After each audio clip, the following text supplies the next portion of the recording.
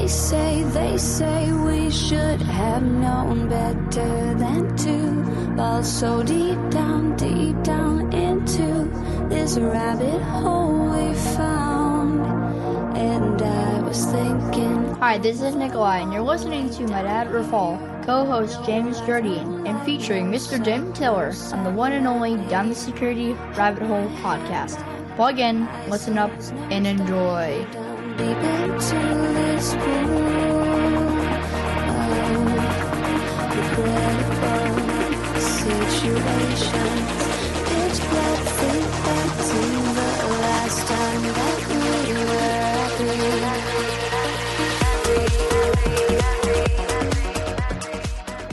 Okay, good morning, good afternoon, good evening. Welcome down the Security Rabbit Hole to yet another edition of your favorite cybersecurity podcast, the Down the Security Rabbit Hole podcast, coming up on the end of our 15th year here in September. James, that's a lot of podcast episodes. It's a long time. We've known each other a long damn time, buddy. I know. It's hard to believe that it is that long. I mean, it just feels like a year ago. I mean, I don't know where it does.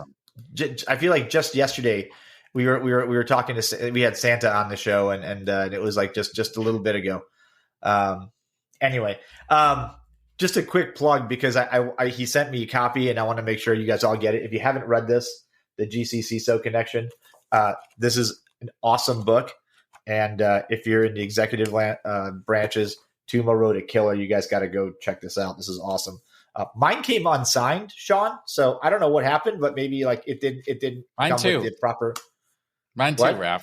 I thought the same thing. I was like, what? I mean, Sean, come on. You're slacking. You're slacking. All right. So today's episode is about something near and dear to my heart. And I've got some friends that live and breathe this space, but it's about customer success. And, it's not necessarily a hard security lane topic, but like I told you guys, this podcast really is not just cyber. It's the things that support us and the things that we have to be aware of and a part of.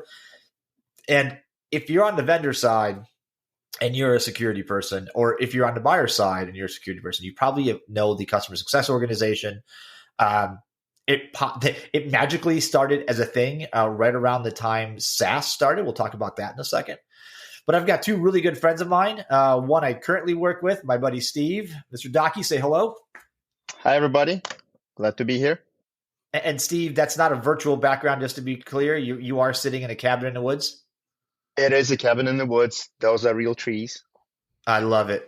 I love it. You can actually touch grass. It's beautiful, as the kids say. Yes. The opposite of which is my friend Nick Pitts over there. Nick, you and I go back to an infamous photo in which we will not talk about in our Optiv days. Good to see you again. How are you?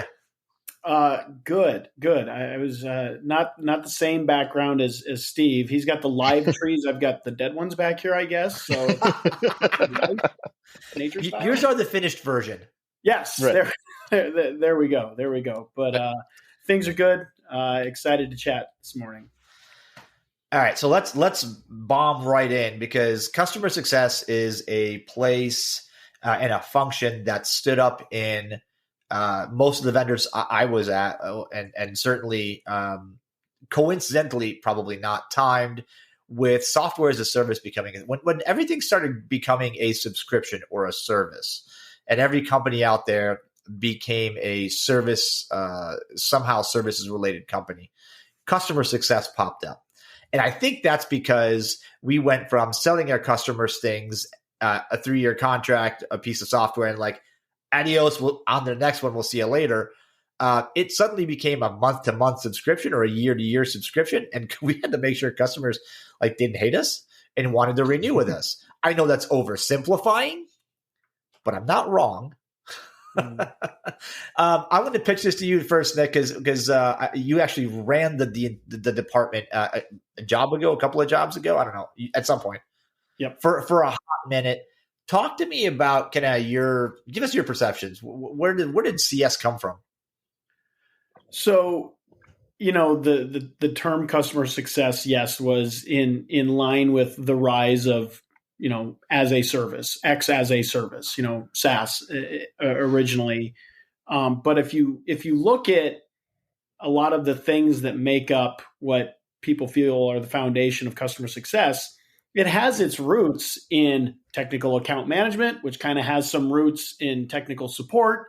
And so while we like to pin it to this new thing, I view it kind of more as an evolution of different ways in which we're trying to enable customers, keep them happy, keep them engaging and using our products. And so I kind of trace its roots going way back to what a lot of people do kind of understand and recognize that are kind of human touch points for, kind of product-led companies that started with break fix kind of basics. Steve, give me your impressions of customer success and why is Nick wrong? I like the way you put it. Well, what's really interesting, I went through the evolution that Nick just spoke about, right? I started as a TAM, technical account manager at Extra Hub. I was one of the first three. And then we went through the process. We were reporting to sales engineering because nobody knew what to do with customer success. Nobody thought about it that way. And then we started developing the customer success team, became the CSMs, and started building out the whole evolution of customer success within the organization. Where Nick is wrong is, I like it. In today's world, I see in the vendor space, right? CSMs kind of functioning often as junior sales people, right? They keep touch with the customers. They talk to the customer. Hey, how's it going? How's the account? Is everything okay? Thank you. Any concerns about support cases? Let me help you. Great. We have our 15-minute call and we move on, right? And that's not where I see the value of the CSMs. Raf, you probably know that. But I was just about to take that in the next direction, but yeah. But I think some companies, some vendors get that wrong. They think our CSMs, our customer success team, is just a face to talk to the customer once in a while. But if we really understand the concept and the grasp of the CSM role, then I think Nick and I will probably agree on many points. Yeah. Hey, James, you're the only resident currently buyer. What's your impression of? You've got probably 10 CS people that you talk to all the time. I mean, yeah, we've got a list. I mean, every product we have somebody that we're doing quarterly business reviews with, that we're reaching out to. I mean, it's an interesting scenario. I mean, I see the point of doing it. I'm curious to know the difference between, we have technical account managers, we have CSMs, we have like a lot of different titles, but are they really all kind of doing the same thing? But it's nice. I mean, I'll be honest. I mean, we like having the conversations. Like, we push for the quarterly business reviews because I want to know what new features are coming out. What, some of them, depending on which vendor it is, will get pretty in depth. They'll run reports for you. They tell you you're using this, you're not using this. Stuff that, quite honestly, a lot of people don't have time to spend on doing internally to get that. I alluded a little bit before we started recording. It's one of the big problems, I think, where people get it wrong. Like, we put a lot of stake in the CSM. Really has to kind of start learning your company. And when every 6 months you get assigned a new CSM, yeah, it starts to there's fatigue on that on our side of the house. Because like, oh, great, we got a new person yet again. Like, who am I supposed to be contacting?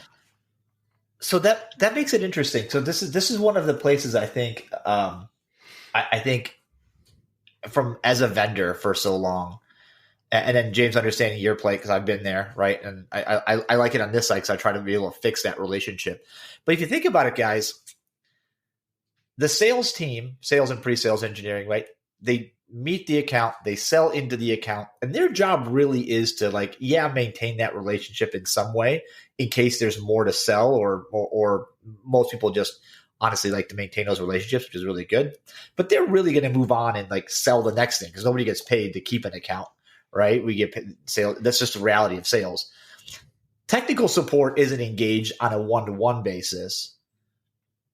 So the CS really is that continuous thread that weaves through from before they buy, new customer all the way through, because sales teams change, support changes. Like, you want the CS team or that one, and I think, James, what you're running into is that customer success person. You want that longevity, you want that relationship to be like, yeah, we're on our 4th sales rep, but guess what? That CS guy still knows me. That CS gal still knows me. And I think that's probably what you strive for, isn't it? I would say being a CSM, there's 2 KPIs, right? We're all about KPIs. You see that I like everywhere. that. Go ahead. Trust and relationship, right? You can't have relationship, you can't have trust if you engage with the customer for 3 months and you move on to somebody else. You can't have that trust if you don't have the knowledge of the product that you represent, right? I was at a Gainsight conference and they shared a really good analogy. I loved it. I wrote it down and I have it almost like on my desk. You want to be trusted advisor and not trusted associate, right? Trusted associate, we can have a great relation. We can have a good conversation. You might like joining a call with me, like James said, and having that conversation. But if you don't trust my opinions and my knowledge in the product that I'm representing, then that's all it is. We just nice acquaintances that talk, every 2 weeks or every month or quarterly, whatever it is. If I can build a relationship as a CSM where I am your trusted advisor, where you're going to rely on me for my opinions on how to best utilize the product and how my product that I represent, fits within your ecosystem, then it's a win. But for that, I have to have that relationship for a long time. I have some accounts that I've been on for 6 years, 5 years. I'm You part of outlasted the CISO. I've outlasted several CISOs. Thank you. Those rotate a little more often, right? But that's where I think the value comes in. If we have the trust, if we have the relationship, we can deal with other things. Well, and what's interesting with that is building a relationship and building trust are parallel but not the same paths. And this is where you start to get the fog of CS and kind of getting back to like, what is CS there to do?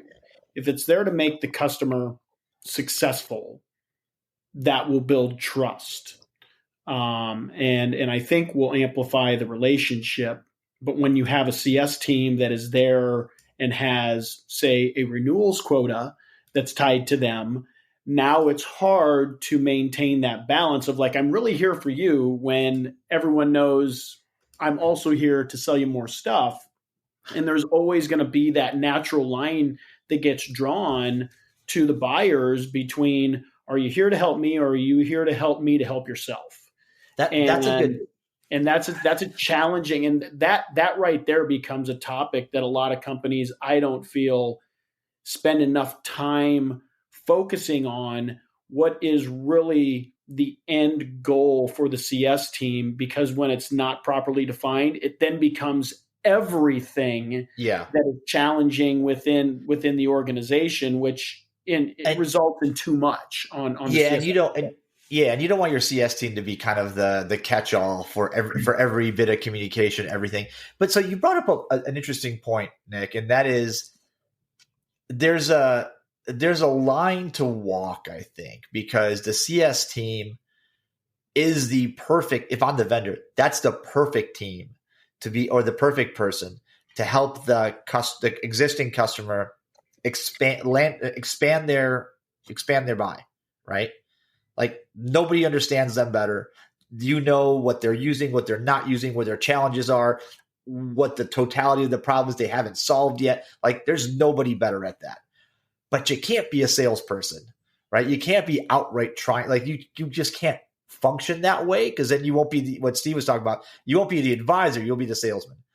And so that is an interesting and difficult line to walk. Steve, have you run into that? And how do you thread that needle? Let's take a quick break. Should I be excited or afraid of AI? The answer is yes, it's both. Things are going to look so different in the next couple years. You will not be ready for the disruptions that are going to come.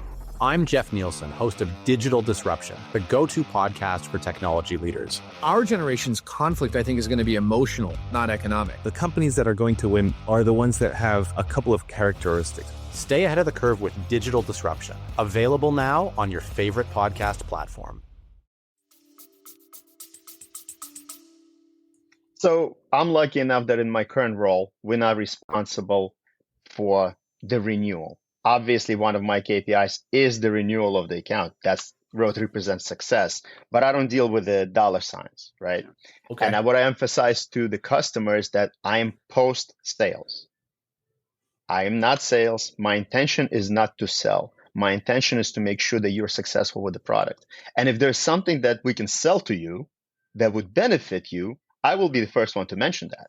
But with the intent of getting you the value, not, just getting my quota that whatever I have to meet my $1 million or whatever that is, So that's how I try to continuously emphasize through all the levels of my relationship. Whether I'm working with, the hands-on engineer who's just managing the product, or I'm talking to the CISO, CIO in my executive briefings and conversations.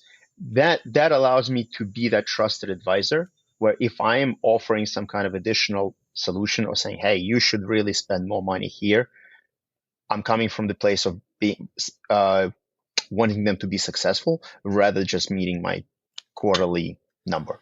Well, that's all about how you approach that discussion, right? I mean, if you're coming to me and saying, hey, we've run all these numbers and we've got this, and this is how this would really benefit the organization. Like if you want to move next level maturity, then your next step on your roadmap would be to go to something like this. And if you're interested in doing that, like I can get a sales engineer, or I can get, a technical engineer or whatever. Like I'll help coordinate all those pieces. I'm not here to sit there and say you need to do this, but here's the supporting of this is why I think this would be good for you, right? And that separation of the sales engineer versus the technical versus the support, the customer side, is how do you approach that? Because I've definitely been on calls where they're very heavy on, hey, let's expand out into this. Although I'll be fair, I mean, I was even on a call where I was asking about a technology that they had, and I mean, they pretty much flat out said, don't get it. So, I mean, there's that. Which honesty is amazing. Hey, I appreciate you sitting there saying, if you already have this, don't get this. It's a waste of time. Like, all right, if you don't want to sell your product, I'm okay with that. But it does help build like, hey, I appreciate you understand our situation, our context. Yeah. And you're able to say, yeah, that's probably not what you want to go for. For this case, you're better off here. And I think that makes the huge difference if they're not just walking in trying to say, hey, we got this new thing, you need to get it.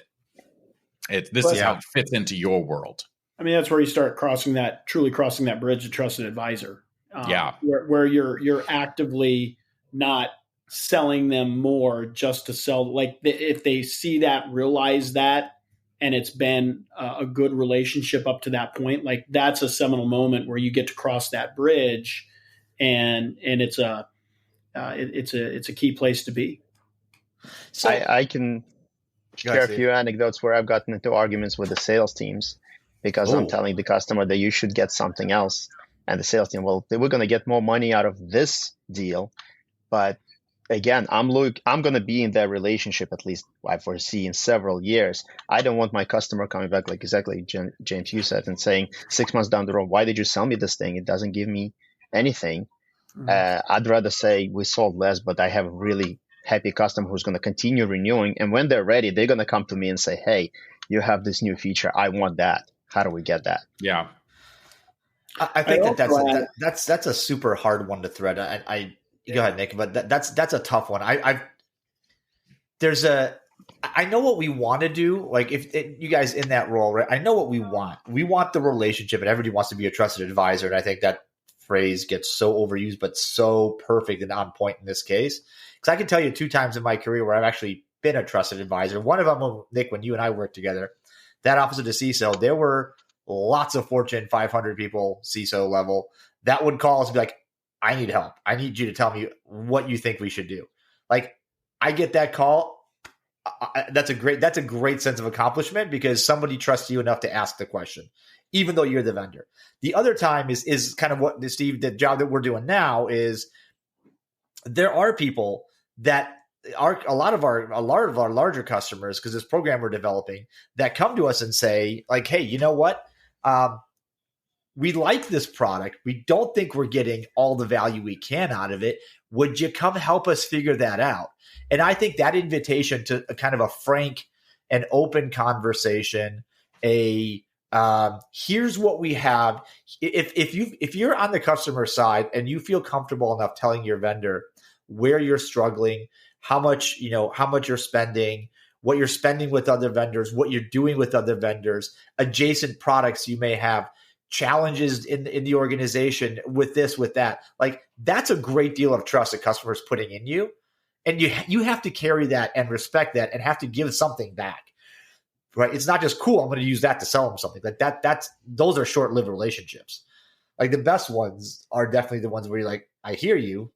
I have some ideas. Like, we just finished a conversation last week where customers struggling with budget. They spent a bunch of money before. They're about halfway through, maybe a little bit less than halfway through the things that they wanted to do. And they're like, well, we're at capacity. We're stuck. I don't think we're going to be able to do any more with this. I guess it is what it is. I was like, hold on. I brought their customer success person. Yeah, I brought the account team because they need to know. We brought the one of our best ProServe folks, and we sat down with them and went, you know what? We have some ideas. We can increase capacity, better visibility, do this. They're like, wait, you mean? But we said we didn't have any more money. I was like, I know, but we could do all this stuff, no spending additional. They're like, you're the only vendor that's ever told us how to get more value without spending more money. They're like, let's go. Right.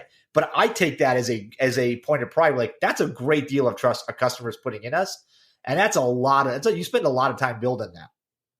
And I think, Raf, that's where really CSMs become really valuable. And CSMs can be the one person, like we are where I am right now, where we're both technical and business oriented, or it might be a team where you have a CSM and a TAM as a partnership, which is also fine.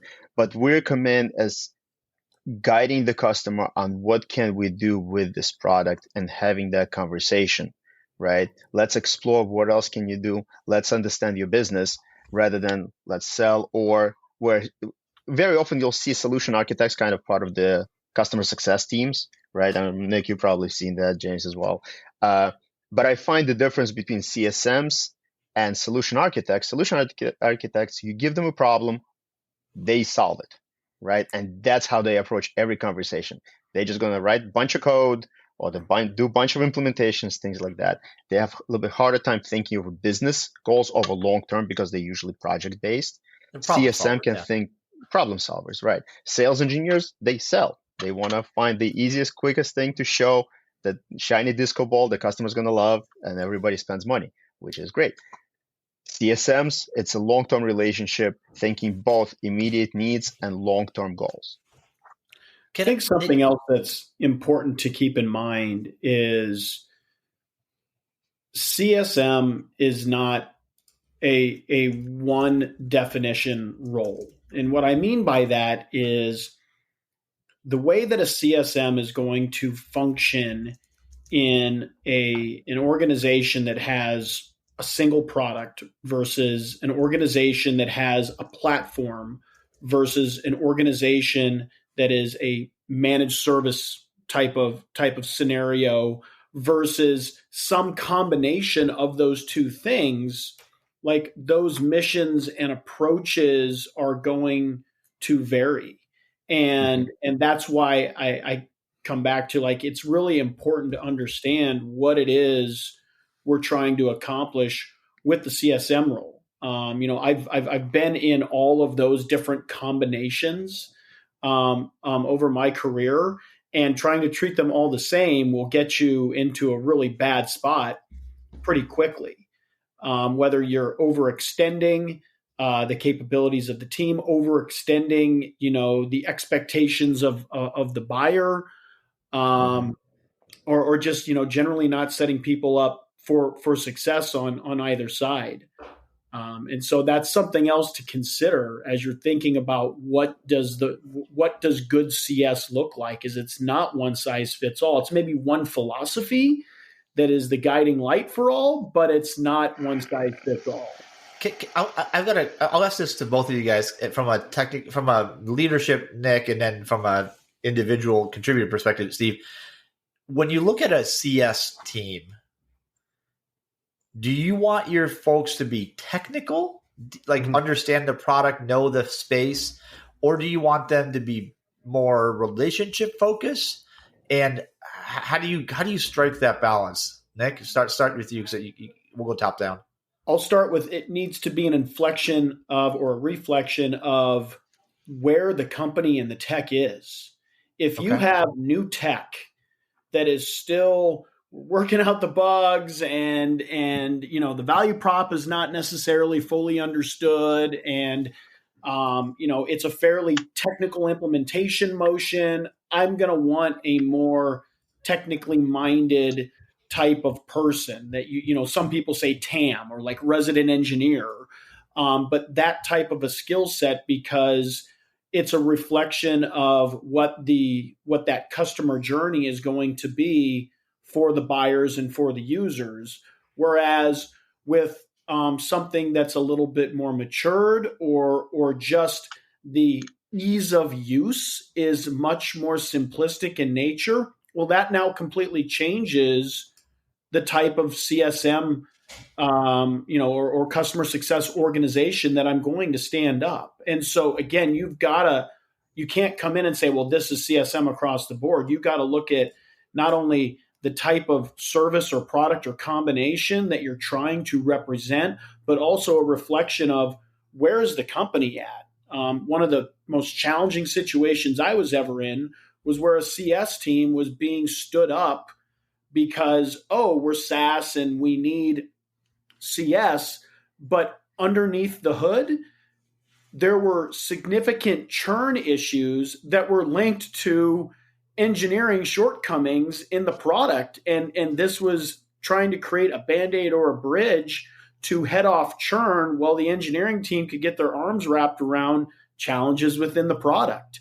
That's a very different type of CS organization that you're standing up versus other definitions of the team. So you've got to be extremely thoughtful, kind of that, measure twice, cut once, when you're thinking about the CS org, and understanding that the org is going to evolve and mature with the company and the product that the company is based on, or services that the company is based on. You got to understand that that's all part of the equation, short term, long term. Steve, thoughts? I have a lot of thoughts on this one. So I think as a CSM, when I represent the product, right, a SaaS solution to the customer, and when we are hiring new CSMs or growing the skills of our current CSMs, the most successful and effective CSMs need to be both business savvy, understand the business process, but also need to be technical. And the reason I've been advocating very strongly on my end that we need to have CSMs who are very technical and understand not only our product, but the industry and other tools. They don't need to be experts in other tools. Nobody can be an expert in everything, but other tools that the customers are leveraging, because when they're having those conversations with the customers through the entire levels of the organization, whether that's a hands-on or the CISA, they need to be able to represent and deliver the value and how the product that we are representing can work and integrate in the customer's environment. To have that educated conversation and trusted advisor conversation, you need to actually understand the technology, right? We live in a cybersecurity world. It's all technology based. If I'm having a conversation with a CISO and every technical question that I'm being asked, I turn around and say, well, here's my SC or here's my TAM, I'm really just the facilitator of the conversation. At some point, they're going to stop calling me. They're just going to call the person who actually knows their stuff, right? Every email is going to start with like, hey, the SC, can you answer that? I want to be the person who will continue this conversation, who they rely on for the information, and I want to be able to understand them. When I turn that around onto my own, on the product that I represent, the company that I work for, if I lack the technical understanding of our product and the companies and the customer's industry, I can't translate the customer use cases to the product team. I'm coming in with feature requests, basically transcribing what the customer said, not being able to explain why they're actually asking for it. And then I have the pushback from the product. Oh, we have other priorities, things like that. If I can actually have a meaningful conversation and become the trusted advisor to the product team, because I'm on the front lines talking to the customers. I understand the customer problems and technical issues. Then I'm becoming kind of like trusted advisor on both sides. Where I've seen that not being true or being different, like Nick pointed out, depending on your organization. So if some of the partners that we work with, Raf, you know some of them, they're offering a solution, right? They're offering services. Their CSMs don't need to be so technical. They're really more business oriented. And I see customers really appreciate that and resonate with that, because to them, they're looking at like, hey, how many hours did you reduce? How many tickets did you resolve? What's our business relationship? Because they don't need to explain what the product does. They offer a service. They offer a SOC. They offer whatever, network performance. So in that case, the CSM doesn't need to be as technical.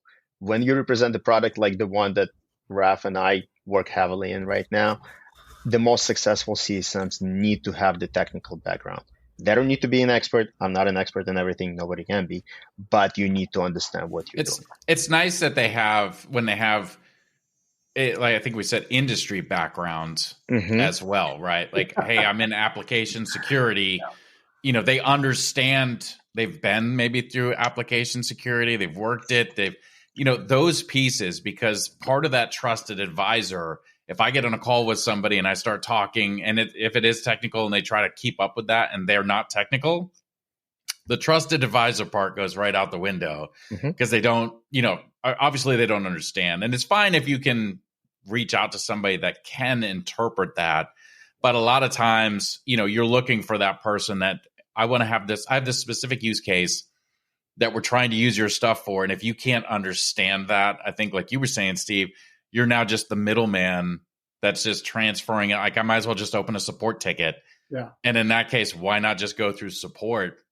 I mean, I could tell you that we've had great experience with some companies. Raf, you had mentioned like being able to say, hey, I've got this problem. How can we solve this? Or I love the product, but I wish it did this. I mean, I've got a guy that works with one of our companies all the time. Like, hey, can we get it to do this? Or we've got an issue here. And they're very responsive, I mean, and when you have organizations like that, you're very quick to be like, I love working with them. Like, I see the value I'm getting for that. Are there 5 other competitors in the market? Yes. But why would I even think about switching? Because every time I ask, they're, maybe we don't get everything, but they are responsive, and they're getting us the information we need. So I've had a very unfortunate kind of experience with a CSM who was very tenured in the CSM field. She'd been doing this for a long time, but she lacked the technical knowledge, and she was faced with a very blunt and forward director of a SOC team. And when asked technical questions, she just basically read the documentation and gave him the marketing stuff. And he said on the call, why am I talking to a marketing person? I need somebody who understands what I'm saying. That was a rough call, but that kind of a rough demonstration of what that means. And some of that is based on, though, the clients. Yeah. Right? I mean, you're going to get some clients that are going to be like, hey, I've got my technical people on these.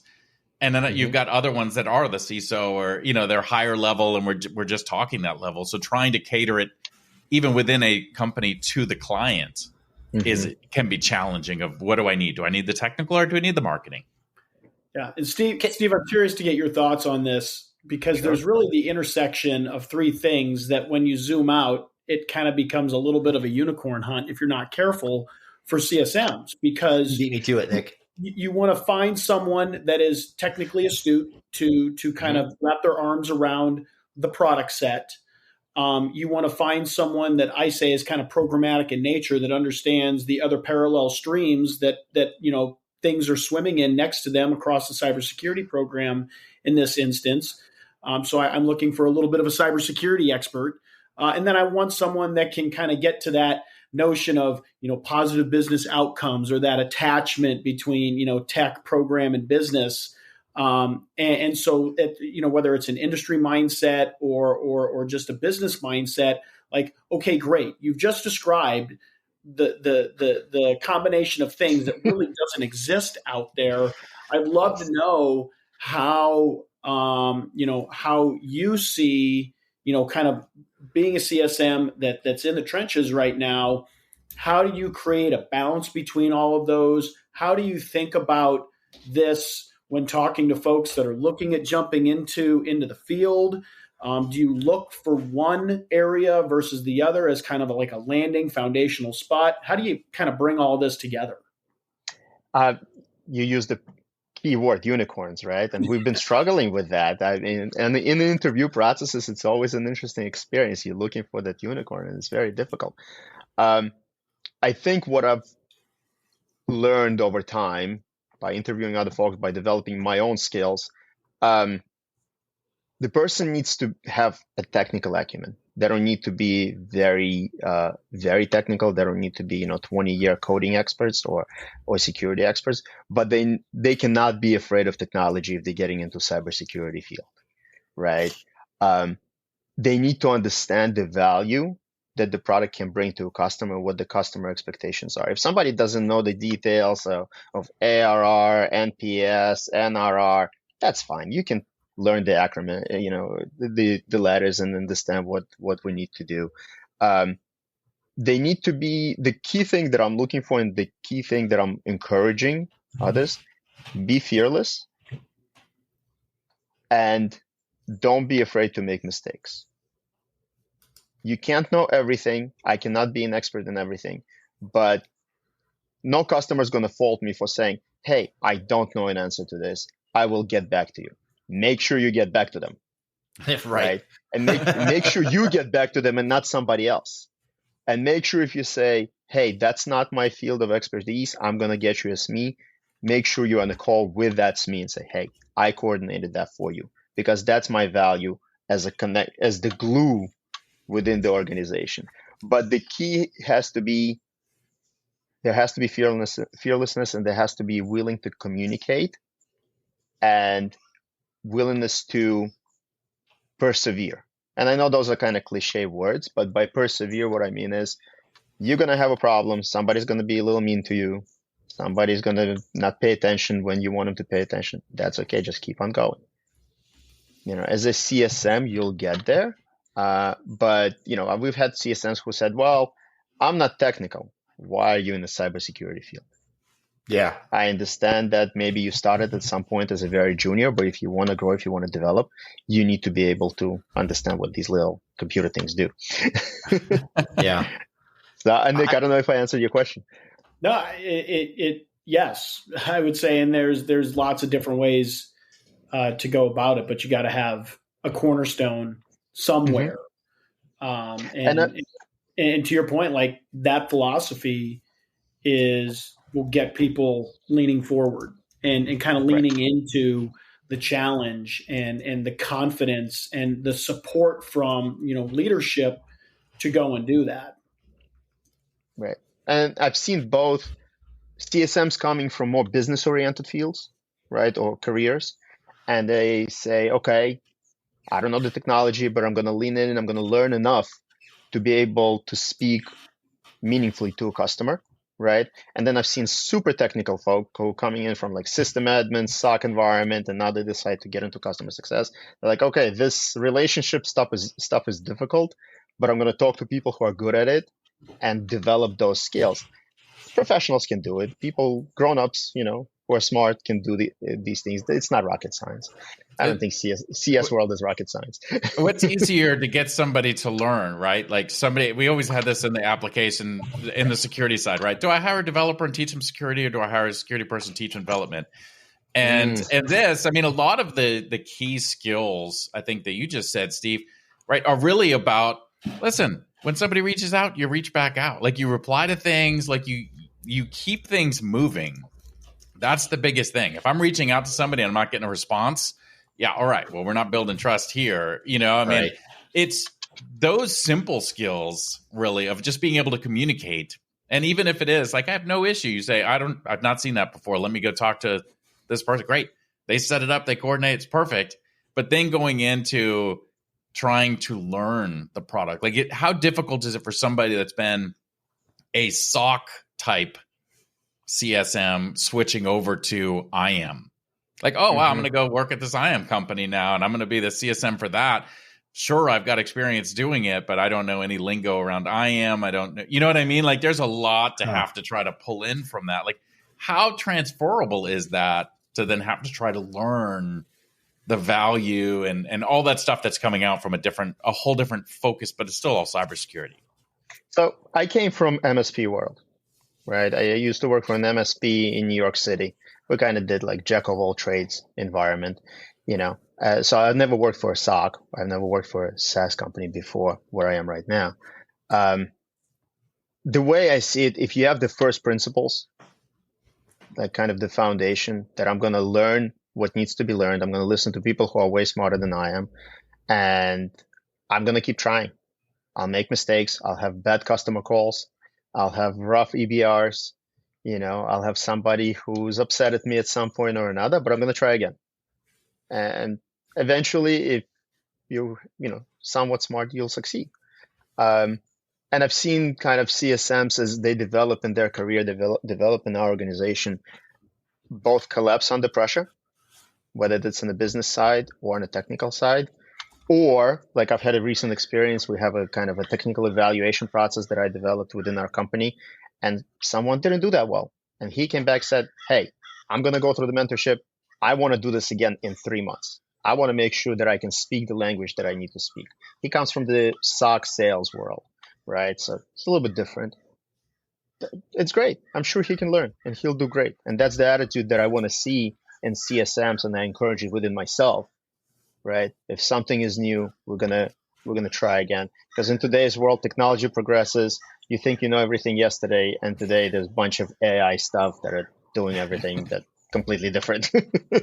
Well, I would add to that as you kind of think about, call it the onboarding or the progression through kind of the early stages of becoming a CSM, there are going to be things that can be taught, and the expectation is you're going to come to the table and know this. So that's the product expertise. Mm-hmm. There are going to be things that can be researched and you need to be aware of, but you may not know the specifics. Say that's the industry aspect. So I can learn about financial services or healthcare or whatever. So I'm kind of informed about the environment that you're working in. But then you've got to kind of get your folks ready to then know which questions they've got to ask to fill out the rest of that picture. And a lot of it is about like, how does the technology that I specifically know and can talk to you about, kind of fit into your ecosystem? What does your culture look like? I know that, these are things that healthcare companies are concerned with. What do these concerns look like and project into your environment? So if you prepare them for the things that they know they're going to have to, or they're going to have to speak to day one, while also preparing them with the things that they've got to come in, the questions they have to ask to start filling out the rest of that view, I've found it puts them on a good path to that long process of discovery and ultimately trust building. Because if you're curious about, if it's just question, answer, like there's value in that, but it becomes a little shorter lived versus a more kind of consultative mindset when you come in and bring expertise to the table while also trying to extract things out to amplify that expertise or tailor it in ways that are going to be more useful down the road.